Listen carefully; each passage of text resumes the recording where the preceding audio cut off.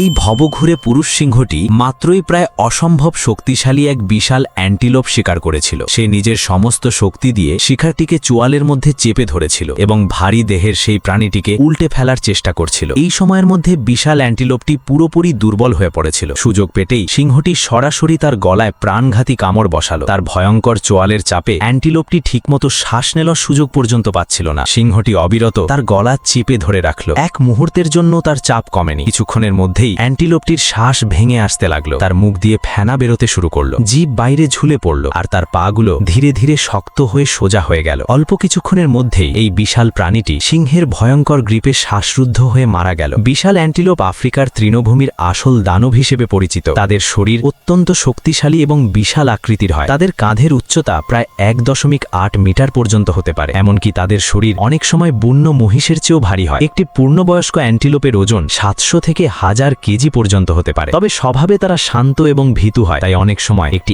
একাকী সিংহীও সহজেই তাদের শিকার করতে পারে। কিন্তু অবৈধ শিকারের কারণে প্রতি বছর এদের সংখ্যা দ্রুত কমে যাচ্ছে। আজ বন্য পরিবেশে খাঁকি জাতের এই প্রাণীর সংখ্যা 80,000-এরও কম এবং এখন তাদের বিপন্ন প্রজাতির তালিকায় ধরা হয়। বিশাল অ্যান্টিলোপকে হত্যা করার পর এই ভবঘুরে সিংহটি আবার মাটি খুঁড়তে শুরু করলো। তার লক্ষ্য ছিল গর্তের ভিতরে লুকিয়ে থাকা একটি ওয়ার্ল্ডহগ পরিবার। গর্তের ভিতরে থাকা বুনো শুকরগুলো ভয়ে গুটিসুটি মেরে বসেছিল। তারা নড়াচড়া করার সাহসও পাচ্ছিল না। সিংহটি খুব দ্রুত গর্তের মুখ খুঁড়ে ফেলল। এখন ভিতরে লুকিয়ে থাকা ওয়ার্ল্ডহগগুলো পরিষ্কার দেখা যাচ্ছিল। ফাঁদে আটকে পড়া বুনো শুকরগুলোর আর পালানোর কোনো পথ বাকি ছিল না। সিংহটি ঝুঁকে নিজের থাবা গর্তের ভিতরে ঢুকিয়ে একটি মা ওয়ার্ল্ডহগকে ধরে ফেলল। তার যন্ত্রণা ভরা চিৎকার পুরো তৃণভূমিতে প্রতিধ্বনিত হলো। মা ওয়ার্ল্ডহগটিকে টেনে গর্তের বাইরে বের করা হলো। ভিতরে থাকা বাকি বাচ্চাগুলো আতঙ্কের চারিদিকে ছুটে পালিয়ে গেল। আরেকটি মা ওয়ার্ল্ডহগ সুযোগ বুঝে নিজের বাচ্চাদের নিয়ে সেখান থেকে পালিয়ে গেল। ধরা পড়া ওয়ার্ল্ডহগটি প্রাণপণে নিজেকে ছাড়ানোর চেষ্টা করছিল, কিন্তু সিংহের ভয়ঙ্কর চোয়ালের শক্তি মুহূর্তের মধ্যেই তার ঘাড় ভেঙে দিল। অল্প সময়ের মধ্যেই তার মৃত্যু হলো। এরপর সিংহটি তাকে গলা ধরে ধীরে ধীরে দূরে নিয়ে গেল। সময় কেটে গেল।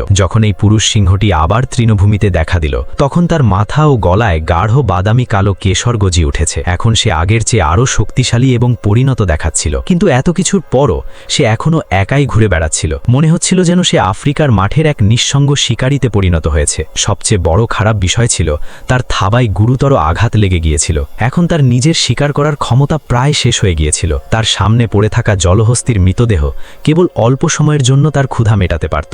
আফ্রিকার তৃণভূমিতে আহত একাকী সিংহের ভাগ্য সবসময় অত্যন্ত বিপজ্জনক হয়। এই নিষ্ঠুর জঙ্গলের নিয়মে গুরুতর আঘাত মানেই প্রায় নিশ্চিত মৃত্যু। সে একা একা মাঠে ঘুরে বেড়াতে লাগলো, যেখানে যে কোনো মুহূর্তে বুনো কুকুরের দল তার উপর প্রাণঘাতী হামলা চালাতে পারে। এই দুর্ভাগ্যা পুরুষ সিংহটির জন্য সামনে হয়তো আরও কঠিন দিন অপেক্ষা করছিল।